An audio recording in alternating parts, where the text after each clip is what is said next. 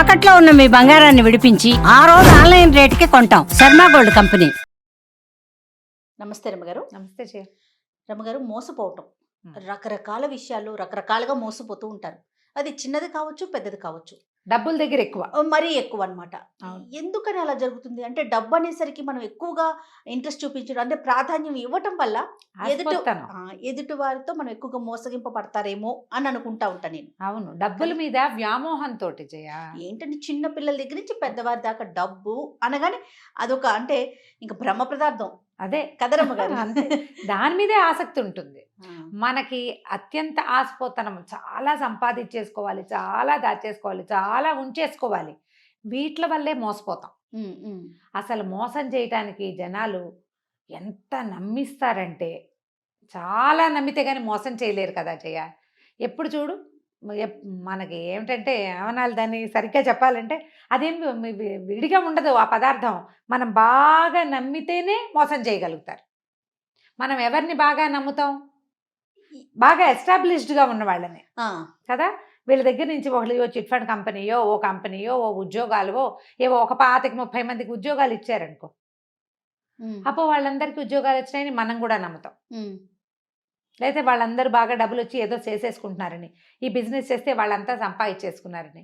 ఈ మోసం చేసేవాడు ఏం చేస్తాడు? సాధారణంగా బాగా ఎస్టాబ్లిష్ చేస్తాడు, 2-3 ఏళ్ళు నమ్మిస్తాడు.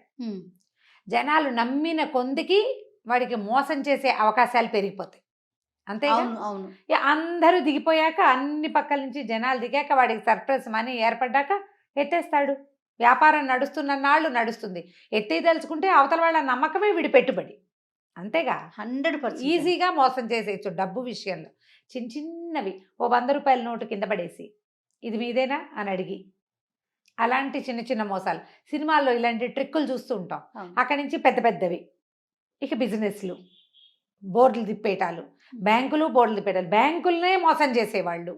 ఏమిటి, తాడిని తన్నేవాడు ఉంటే వాడు తలని తన్నేవాడు ఇంకొకటి. అత్యాశ ఒక కారణం అనుకోవాలి కదా. ప్రధానమైంది మనుషులకు ఉండే గ్రీడీనెస్, అత్యాశ, కావాలి ఇంకా కావాలన్న కోరిక. మంచి మంచి కథలు ఉంటాయి జయ వాటి మీద. మోసకారి కథలు ఎన్నో మనకి చాలా చెప్పుకున్నాం మనము. కానీ కథా సరిసాగరం నుంచి ఒక కొత్త కథ చెప్దాం. తప్పకుండా. ఇంతకుముందు చాలా చెప్పాం కదా.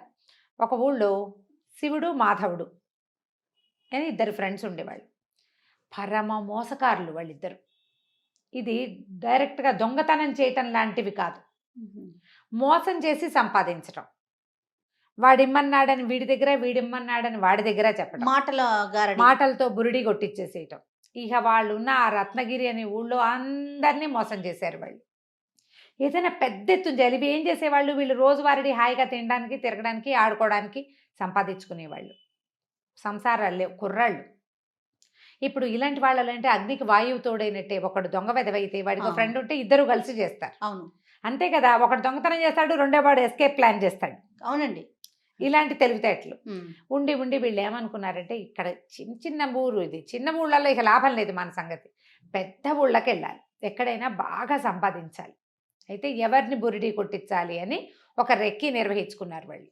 ఆ నిర్వహించిన రెక్కీలో ఉజ్జయిని రాజపురోహితుడు. ఉజ్జయిని నగరం చాలా పెద్దది. రాజపురోహితుడికి రాజుగారి దగ్గర బోలెడంత మంచి పేరు. పైగా అతను బాగా సంపాదించాడు. 7 కుండల బంగారు నాణ్యాలు ఉన్నాయి అతని దగ్గర అని ఊళ్ళో చెప్పుకునేవాళ్ళు. మహాగ్రీడి, పిసినారివాడు. పావలా కూడా పోనిచ్చేవాడు కాదు. ఓ కూతురుంది, పిల్లకి పెళ్లి చేయలేదు. మహా డబ్బు పిచ్చి ఆయనకి. అతన్ని మోసం చేయాలి, కొడితే ఏనుగు కుంభస్థలాన్ని కొట్టాలి. సరే, వీళ్ళిద్దరూ ఏం చేశారు, మంచి ప్లాన్ వేసుకుని ఉజ్జయిని నగరానికి వచ్చారు. ఈ శివుడు అన్నవాడు పోయి అక్కడ తపస్సు చేసుకోవటం మొదలుపెట్టాడు. శ్మశానం దగ్గర ఉండటం మొదలుపెట్టాడు. ఓ శ్మశానంలో, ఒక శ్మశానానికి దగ్గర ఓ చిన్న గూడు లాంటిది, చిన్న గుడారం లాంటిది తీసుకుని అక్కడ సిద్ధుడిలాగా తపస్సు చేసుకుంటున్నాడు. రోజులు గడిచాయి, జనాలు చూస్తున్నారు, ఎవడో ఇక్కడ ఒక సిద్ధుడు ఉన్నాడు, వాడు తపస్సు చేసుకుంటున్నాడు అని. జనాన్ని నమ్మించాలంటే కొంగ జపంలాగా జపం చేయాలి కదా. అయితే ఈ తపస్సు చేసుకుంటున్న వాడిని జనం చూస్తున్నారు. ఇంతలో ఏమైంది, మాధవుడు ఉన్నాడుగా రెండో వాడు ఒక మంచి చక్కగా రాజకుమారుడి లాంటి వేషం ధరించి ఒకరోజు వచ్చి శివుడి కాళ్ళ మీద పడ్డాడు. ఒక బాగా డబ్బులున్నాయని ఒక ఆయన కారు ఆపి అక్కడున్న ఒక గుడిసెలోకి వెళ్తే చుట్టుపక్కల జనం అంతా చూడరు మరి కదా. అప్పుడు ఒక ఇంప్రెషన్ వస్తుంది, అబ్బో ఇంత రాజకుమారుడు అల్లే ఉన్నాడు, వీడెవడో టింగురంగామని రథం దిగాడు, రథాలు కాకపోతే గుర్రం దిగాడు, ఆ, వెళ్ళాడు, దండాలు పెట్టాడు. అంటే ఈయన చాలా గొప్పవాడు అనమాట. ఈ కుర్రాడు ఈ ఊరివాడు కాదు. ఉమ్, ఏ ఊరివాడో ఇక్కడికి వచ్చి దండం పెట్టాడంటే ఈయన ఈ ఊరివాడు కాదు, అక్కడ ఏదో గొప్ప పేరు తెచ్చుకున్నాడు. ఆయన్ని తెలుసుకుని ఇక్కడికి వచ్చాడు ఈ కుర్రాడు అని చెప్పుకుని జనాలంతా చేరటం మొదలుపెట్టారు అక్కడికి. ఉమ్, బాగా పేరు వచ్చింది. ఉమ్, ఇంతలో ఈ మాధవుడు ఏం చేశాడు, ఊళ్ళోకి వెళ్ళి కొంతమంది జూదరులని వాళ్ళని ఆకట్టుకున్నాడు. అరే మీకు డబ్బులు ఇస్తాను, మీరు రాజపురోహితుడి దగ్గరికి వెళ్ళండి.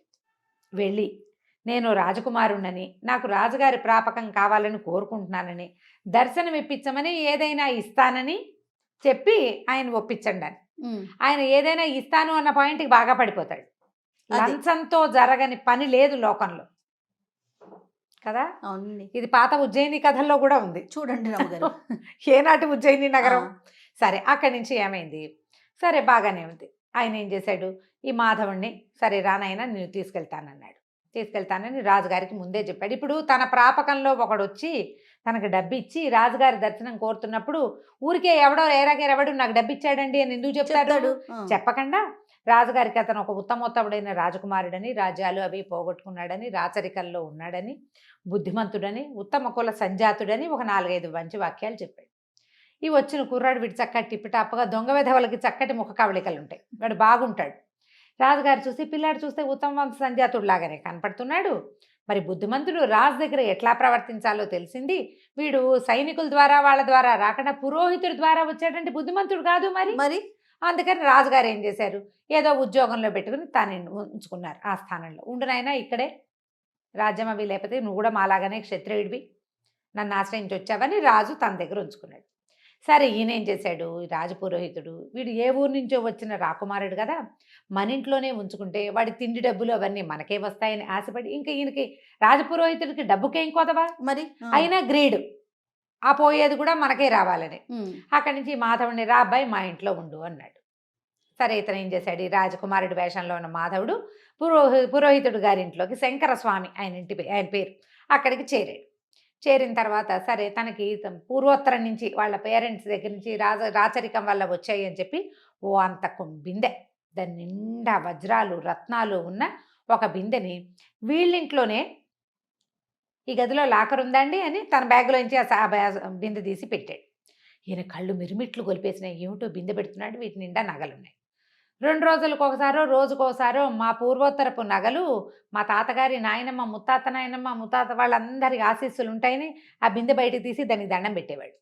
ఈయన కళ్ళు ఎప్పుడు ఆ నగల మీద ఉండేవి. పైన కనపడుతున్న మణులు మాణిక్యాలు కొన్ని కోట్ల విలువ చేస్తాయి. నిజానికి అవి ఏవి నిజమైనవి కాదు, నకిలివి. ఒట్టిరాళ్ళకి మెరుపెక్కువ కాదు. ఈయనకు ఆ సంగతి తెలీదు. సరే నకిలీ నగలే ఉంచాడు. ఆ బిందె రోజు తీస్తాడు, దండం పెడతాడు, అదే నా దైవం అన్నట్టుగా. ఈయనకు గొప్ప సరదాగా ఉండేది. కానీ ఏం అడుగుతారు, మన ఇంట్లో ఉన్నవాడిని నీ నగలు నాకు అంత ఆశ, ఈయనకు ఆశ ఉంది కానీ దొంగ బుద్ధి లేదు పాపం. సరే వీడేం చేశాడు, 15-20 రోజులు చక్కగా కులాసాగా ఉన్నాడు. ఆ సిప్రా నదీ తీరంలో శ్మశానం దగ్గర ఒక సాధువు ఉన్నాడుగా, సాధువుకి కూడా అప్పుడప్పుడు నమస్కారం పెడితే జనాలంతా వాడి దగ్గరికి చేరుతుండేవాళ్ళు. అతను సాధువు అని ఫిక్స్ అయిపోయారు జనం అంతా, సన్యాసి అని. ఇతను ఏం చేశాడు, ఒక 20 రోజులు గడిచాక శుభ్రంగా 20 రోజులు తిన్నాడు. వెళ్ళి ఇంట్లో రాజస్థానానికి వెళ్ళి ఉద్యోగం చేసుకునేవాడు. మెల్లిగా అన్నం తింటాం మానేశాడు, చిక్కిపోవటం మొదలుపెట్టాడు. డైటింగ్ చేస్తున్నాడు అనమాట. చూసిన వాళ్ళంతా ఏమిటైనా చిక్కిపోతున్నావు, వచ్చినప్పుడు చక్కగా పుష్టిగా ఉండేవాడివి అని అడగటం మొదలుపెట్టారు. ఓ 15 రోజులు లేకవాడు ఇట్లా అయ్యాడు దేవుడా అని నీరసంగా.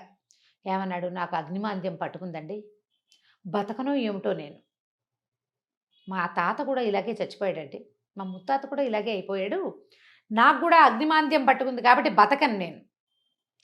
నాకేమైనా ఇల్లా వాకిలా, మా పూర్వోత్తరం నుంచి వచ్చిన నగలు ఉన్నాయి, వాటిని ఎవరైనా సద్బ్రాహ్మడికి దానం చేసి మరణిస్తానండి అని మొదలుపెట్టాడు. ఈయనకి పాపం ఏం చేస్తాడు, నాకు ఇచ్చేయి అని అనలేకపోయాడు. అవునవును. ఎవరినో బ్రాహ్మణుల్ని తీసుకొచ్చేవాడు. వీళ్ళు నాకు నచ్చలేదు, వాళ్ళు నాకు నచ్చలేదు, వీళ్ళు నాకు నచ్చలేదు, ఇదేమిటి ఇలా ఉన్నాడు, ఇలా ఉన్న వాళ్ళకి దానం చేస్తే నాకేం సద్గతులు వస్తాయండి అనేవాడు. కొద్ది రోజులు గడిచాక ఏమన్నాడు, సిప్రా నదీ తీరంలో శ్మశానం పక్కన ఒక గూడారం వేసుకున్నాడు చూడండి సిద్ధుడు, ఒక ఆయన సాధువు, ఒక సన్యాసి. ఆయన అయితే మహోత్కృష్టమైన దానం, ఆయనకి ఇవ్వాలి దానం, నా నగలన్నీ నేను ఆయనకి దానం చేస్తానండి అన్నాడు.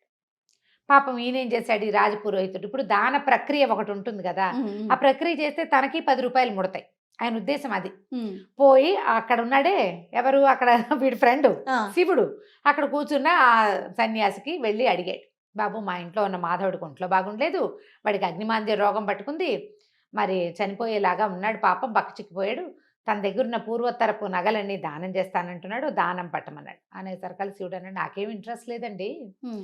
దానం ఎందుకు, నేను సన్యాసిని, సంసారికైతే ఏదో నగా నాణ్యం దానం పుచ్చుకున్నా ఉపయోగపడుతుంది, అవును. నాకేం ఉపయోగం, నేను సన్యాసిని, పోనీ దానం పుచ్చుకుందామని నాకు పిల్లని ఎవడిస్తాడండి అన్నాడు. అనగానే ఈయనేమన్నాడు, బాబు పూర్వాశ్రమంలో నువ్వెవరు ఏమిటి అని అడిగితే నేను బ్రాహ్మణేనండి అని చెప్పి, అయితే నాకు ఒక కూతురు ఉంది, మా పిల్లనిచ్చి పెళ్లి చేస్తా, ఓహో. ఆ? మా పిల్లనిచ్చి నీకు పెళ్లి చేస్తాను, పెళ్లి చేసుకో, దానం పుచ్చుకో, మా ఇంట్లోనే ఉండు కానీ హాయిగా అన్నాడు. అని చంకలు గుద్దుకున్నాడు లోపల, అమ్మయ్యా మన అల్లుడికే వస్తుంది మొత్తం డబ్బంతా.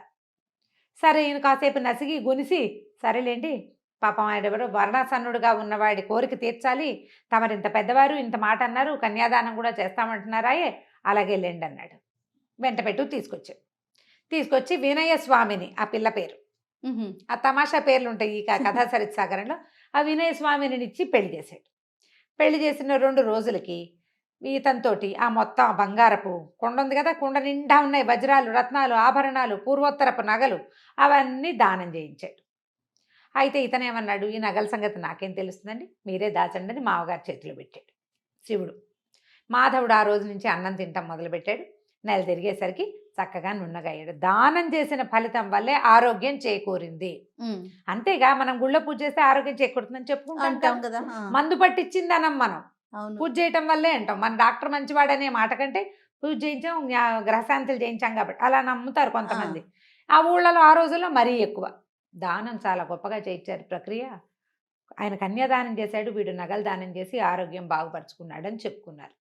అక్కడి నుంచి 1-2 నెలలు గడవంగానే ఇక ఇతనేమన్నాడు అల్లుడు, ఏమంటే మీ ఇంటి మీద పడి తింటాం ఏం బాగుంటుంది, నాకు ఎట్లాగో దానం వచ్చింది నగలు, ఆ నగలు మీరే ఉంచుకోండి, ఓకే. దానికి తగిన వేల ఇచ్చేసేయండి, నాకు ఓ. నా డబ్బులు, నాకు దానం వచ్చిన డబ్బులు నేను ఖర్చు పెట్టుకుంటానన్నాడు. అనేసరికి ఆయన ఒప్పుకొని తన దగ్గర 7 కుండల్లో డబ్బులు ఉన్నాయని చెప్పుకుంటున్నారుగా ఊళ్ళో అంతా, ఆ 7 కుండల ధనాన్ని అల్లుడు గారికి ఇచ్చాడు. నగలు తను దాచిపెట్టుకున్నాడు. అవి పూర్వపు రాజవంశపు నగలు, అంటే కోట్ల విలువ చేస్తాయి. మన దగ్గర 7 కుండలు ఏమిటి దిక్కుమాలిన ముష్టివి, ఇవే ఉంది లెక్క, అది చాలా ఎక్కువ అని భావించాడు. కొద్ది రోజులైంది, ఈ శివకేశవులు ఇద్దరు ఉన్నారుగా, శివుడు మాధవుడు హాయిగా ఎంజాయ్ చేయటం మొదలుపెట్టారు. అక్కడికి ఇక్కడికి వెళ్ళిపోతారు, తింటారు, కొనుక్కుంటారు, తాగుతారు, అక్కడ ఇక్కడ జూదవాడడానికి వెళ్తారు, విహారయాత్రలకు వెళ్ళిపోతున్నారు, ఎంజాయ్ చేసేస్తున్నారు. ఇంకా కొన్నాళ్ళు గడిచాక రాజపురోహితుడికి ఏదో పెద్ద రోజువారీ జీతానికి ఆయన కొదవలేదు, రాజుగారి దగ్గర నుంచి జీతం వస్తుంది, తర్వాత ఏమో సంబారాలు వస్తాయి భోజనానికి, దానికి ఖర్చులు వెళ్ళిపోతాయి. ఒకసారి ఆయన ఏదో కొనుక్కుందాం అనుకున్నాడు, పొలమో ఏదో, డబ్బులు లేవు, క్యాష్ లేదు కదా, మరి లిక్విడ్ ఉండద్దు. ఈయన ఏమనుకున్నాడు, మన దగ్గర ఇంత కొండ నిండా నగలున్నాయని ఒక మాణిక్యాన్ని పుచ్చుకుని రత్నాల వర్తకుడి దగ్గరికి వెళ్ళాడు. ఆయన చూసి, ఏంటంటే ఇది గాజు, దాన్ని నేలకేసి కొడితే 300 ముక్కలైంది, అది గాజు రాళ్ళు ముక్కలైపోతాయి, రత్నాలు ముక్కలు కొసలు కూడా విరగవు వాటికి. అయితే రత్నాల వర్తకుడు అన్నాడు, ఈ భలేవారండి, ఇది పిచ్చిది, మీరు ఎక్కడి నుంచి తెచ్చారనగానే ఆయనకు ఉండే గోపేలు మంది, ఊరు నాయనో ఏం చేతుండ్రా దేవుడా అని ఈ చెంబంత బిందు ఉందిగా, బిందంతా పుచ్చుకుని రత్నాల వర్తకుడి దగ్గరికి వెళ్తే అన్ని గిల్టు నగలే అవి.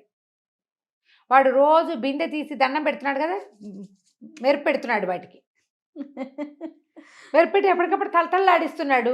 ఈయన చూసుకునేసరికి అవన్నీ పిచ్చి పిచ్చిగా ఉన్నాయి. రెండోదేమో అన్నీ పిచ్చివే, అందులో ఒక్క బంగారు వస్తువు లేదు. అక్కడి నుంచి పరిగెత్తుకుంటూ వచ్చాడు. అల్లుడిని, తీ నీ నగలన్నీ నువ్వే తీసుకో, నా డబ్బులు నాకేమంటే, ఇంకేం డబ్బులు, నువ్వు నాకు ఇచ్చావు, నేను వాడేసుకున్నావు, ఇప్పుడు నా దగ్గర ఏం లేవు, కొన్ని వ్యాపారాల్లో మదుపులు పెట్టుకున్నాం, మిగిలింది మేము వాడేసాం అనగానే ఈయన మాధవుడి మీదకి తిరిగాడు. నువ్వే కదా నాకు దానం ఇచ్చావు, నువ్వు ఇచ్చిన నగలన్నీ తప్పు, అవన్నీ పిచ్చి నగలంటే నాకేం తెలుసు, మా వాళ్ళు ఇచ్చిన నగలు నాకు తెలియదు అన్నాడు. అనేసరికి లబో దిబోమంటూ ఈ శంకర స్వామి గారు రాజపురోహితుడు రాజుగారి దగ్గరికి పరిగెత్తాడు. ఈ నగలు ఎక్కడవయ్యా అంటే, అల్లుడివి. అల్లుడికి ఎక్కడవంటే దానం ఇచ్చాడు. ఎవరిచ్చారు? నేనే ఇప్పించాను. అక్కడి నుంచి రాజుగారు ఈ నేరంలో సంబంధం ఉన్న మిగిలిన 2 కూడా పిలిపించాడు. అల్లుడు ఏమంటాడు, నాకు నగ నాణ్యం ఏమీ తెలియదండి, నేను అసలు సన్యాసిని, ఈయనే దానం ఇప్పిస్తాను అని చెప్పి నాకు పిల్లనిచ్చి పెళ్లి చేసి దానం ఇప్పించాడు. నాకు నగల సంగతి తెలియదని మొదటి రోజునే మా మామగారికి అప్పచెప్పాను లేదా అడగండి అంటే అప్పచెప్పాడు. అక్కడి నుంచి మాధవుడిని అడుగుతారు. మాధవుడు అంటాడు, నాకేం తెలుసండి, నేనేదో రాజస్థానం నుంచి పారిపోయి ఇచ్చేసా. మా తాత ముత్తాతల నాడు ఆ బిందె మా ఇంట్లో ఉండేది. నేను ఆ బిందె తెచ్చుకున్నా. అది బంగారుదో టింగారుదో నాకు తెలీదు. నేను ఏనాడు వాటిని అమ్మడానికి ప్రయత్నం చేయలే. పెద్దవాళ్ళ జ్ఞాపకార్థం ఉంచుకున్నా. చచ్చిపోతానని దానం ఇచ్చాను. అది బంగారం అని భావించి కాదు, మా తాత ముత్తాతల ఆస్తిగా భావించా. అందులో ఉన్నది బంగారమో కాదో నేనేనాడు పరీక్షించాల, నాకు తెలియదు. ఓకే. రాజుకు అర్థమైంది వీళ్ళిద్దరూ మోసకారులే. మధ్యలో మోసపోయిన వాడెవడు? రాజపురోహితుడు. ఎందుకు మోసపోయాడు ఆయన? అచ్చా. కేవలము రాజపురోహితుడి యొక్క లోభబుద్ధి వల్ల, ఆ కావాలన్న ఆశ కొద్దీ, నాకు మగపిల్లలు లేరు, నాకు డబ్బులు ఎందుకు, పిల్లకి పెళ్లి చేస్తే దాని దారిన అది వెళ్ళిపోతుంది అన్న ఊహ చెయ్యకుండా, నిత్యము రాజస్థానంలో మంచి పదవిలో ఉండేవాడిని, నాకు డబ్బాస ఎందుకు అనుకోలే, కట్టుకుపోతానా దీన్ని అనుకోలే. చివరికి ఏమైంది? ఆయన ఎప్పటి నుంచో దాచుకుని సంపాదించింది మొత్తం ఊడాయించేశారు. గట్టిగా అడిగితే నీ పిల్ల నాకు వద్దు వెళ్ళిపోతానంటాడు అల్లుడు. ఏం చేస్తారు? నోరు గట్టిగా మూసుకుని రాజుగారు కేకలేశారు. అబ్బాయిలిద్దరిని వదిలేశారు. వాళ్ళు హ్యాపీగా ఎంజాయ్ చేశారు. తర్వాత ఇట్లాగే కథలు నడుస్తూ ఉంటాయి. మనం ఆశ పడితేనే మోసపోతాం, అత్యాశ పడకపోతే ఎప్పుడూ జీవితంలో మోసపోము. ఆశ పడటం వరకు ఓకే అనిపిస్తుంది. అత్యాశ దెబ్బ మామూలుగా మనకి జీవితం మీద ఆశ ఉండాలి కదా జయ. ప్రతి విషయం మీద కూడా ఇది తీసుకుంటే ఇది చేస్తే మనకి బాగుంటుంది. మనకు ఆల్రెడీ చాలా బాగుండి ఇంకా ఏదో కావాలనుకుంటే నీ ఏదో కావాలనే ఊహనే అవతల వాళ్ళు క్యాష్ చేసుకుంటారు. ఈ రోజుల్లో ఎక్కువ చూస్తున్నాం కదా రమ్మగారు. చిన్నవే మోసాలు చేయ, చిన్న ఆన్లైన్ మోసాలని. అబ్బబ్బబ్బా, ఏంటి రమ్మగారు, బంగారానికి మెరుగు పెడతామని రావటం, మొత్తం వలిసి వాడి చేతిలో పెట్టడం. లేకుంటే మీరు ఒక 100 రూపాయలు పెట్టుబడి పెట్టండి, మీకు అది 150 అవుతుందని. కానీ ఎలా 50 రూపాయలు? అది చెప్తున్నావు జయ. కోటీశ్వరులు ఒక లేడీని నమ్మి ఇంకా ఎక్కువ వడ్డీ కోసం, మరి ఆవిడ ఎన్ని కోట్లకి కుచ్చుటోపి పెట్టి వాళ్ళకి డబ్బులు తక్కువ చూడండి. ఆ కోట్లకి ఇంకా కోట్లు రావాలంటే అత్యాశ కాదు, హాయిగా ఉన్నది ఎంజాయ్ చేస్తే సరిపోతుంది. అది ఎంజాయ్ చేయలేరండి, చేయలేకపోతారు రమ్మగారు. చేయలేరేమో మరి. ఇప్పుడు ఈ పైనుంచి వచ్చింది మాత్రం ఎలా ఎంజాయ్ చేస్తావు? నువ్వు ఉన్నదే నువ్వు దాచుకోలేకపోతుంటే ఎక్కడికెక్కడికో ఊహించుకుంటారండి. తరతరాలు కూర్చొని తినాలని అనుకుంటారేమో బహుశా. రైట్ రామ్ గారు, దాని మీద కూడా మళ్ళీ మంచి కథ ఉంది, చెప్దాం మళ్ళీ. అవునా? తప్పకుండా. రైట్ రామ్ గారు, నమస్తే. నమస్తే.